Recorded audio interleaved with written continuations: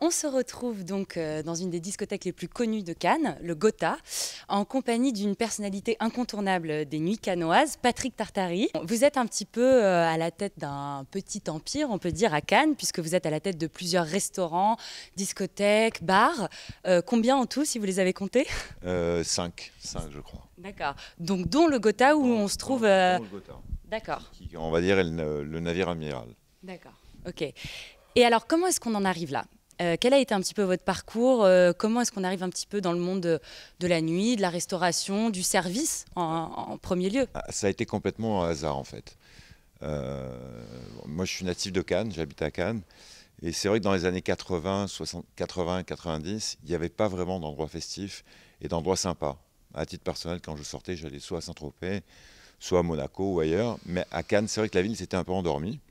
Et en fait, j'ai voulu créer, j'étais pas du tout issu de cette activité, puisque j'ai fait du droit et j'étais dans l'immobilier, donc pas du tout ni dans la restauration ni dans la nuit.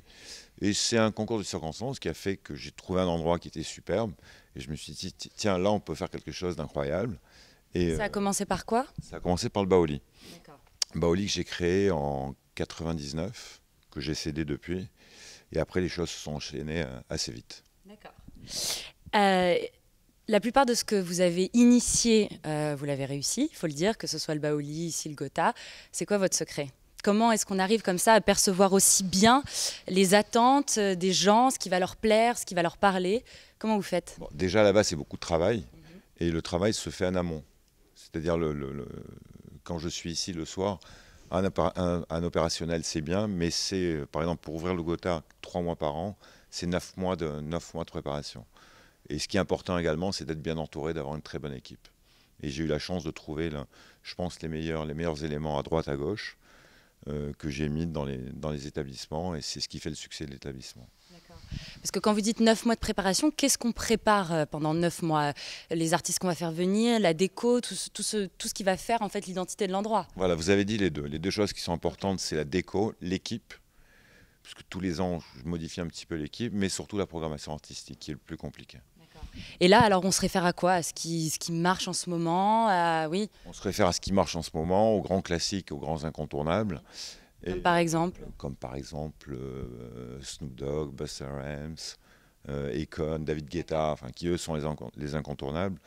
Et surtout pour le Festival du film, qui est assez court, qui dure que 12 jours, le choix de la journée pour l'artiste est très important. peut être décisif, quoi. Peut être décisif, c'est-à-dire si on choisit mal la journée de programmation, si on programme un artiste le premier jeudi, alors qu'il fallait le programmer le deuxième mardi, ça peut tout changer en termes de perception de la clientèle.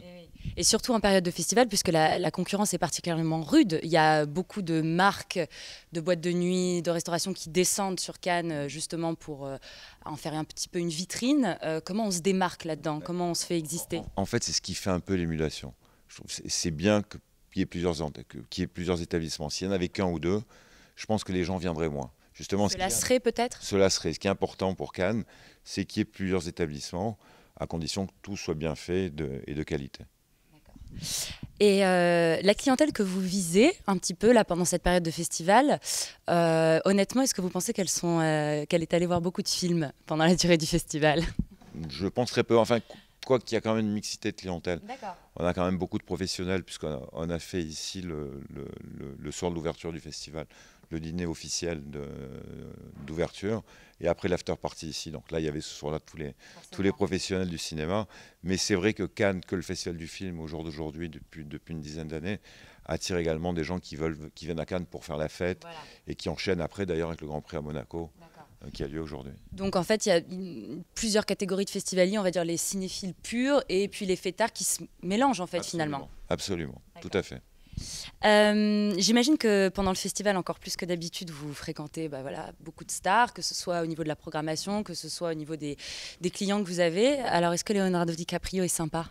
Il est très sympa, très discret, très sympa. Il ne sort qu'au Gotha. Vous avez son numéro de téléphone ou pas? Est-ce qu'on peut... Au Gotha. Est-ce que ça peut se négocier? Je ne vous le donnerai pas.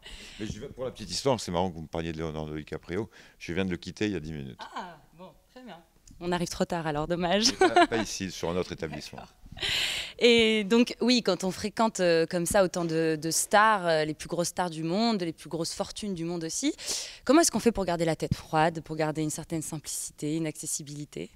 Bah, il faut savoir garder les pieds sur terre et se positionner par rapport aux clients, également par rapport aux artistes, et pas se prendre ni pour un artiste, ni pour un client.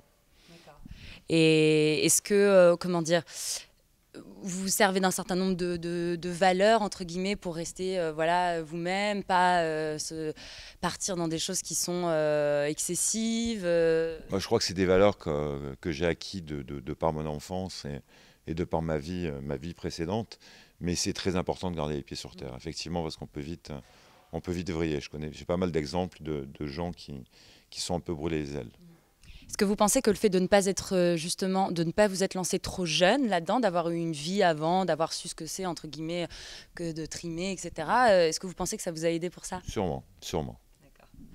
Vous vous ennuyez pas trop en février? Pas du tout, parce que c'est justement en février, c'est un des plus gros pics d'activité sur la préparation du Gotha. Donc en février, pour répondre à votre question, pas du tout. Et il y a d'autres moments où la période creuse, comment on la gère un petit peu? Pour moi, la période creuse, c'est plutôt l'automne. C'est octobre, novembre, décembre, on prend un peu plus de recul. On prend des vacances. On prend des vacances et on fait du sport. On essaie de se remettre en forme pour l'année d'après. Et vous avez eu le temps de voir quelques films ou pas? Très honnêtement, non. Voilà. Il y a quelques films que j'aurais aimé voir. Quoi par exemple? J'aurais adoré voir Woody Allen, que je verrai en salle. Dans un autre registre, le Mad Max 3. Il y a eu pas mal de bons films. Bon, si vous en avez pas vu, c'est peut-être... Il y a eu pas mal de bons films cette année. Sur le plan cinéma, je pense que ça a été un bon festival. Bon, on attend avec impatience de voir le résultat ce soir, mais c'était un beau festival. Bon, bah écoutez, merci beaucoup Patrick Tartary. Et puis, très bonne continuation. Merci. À bientôt. À bientôt.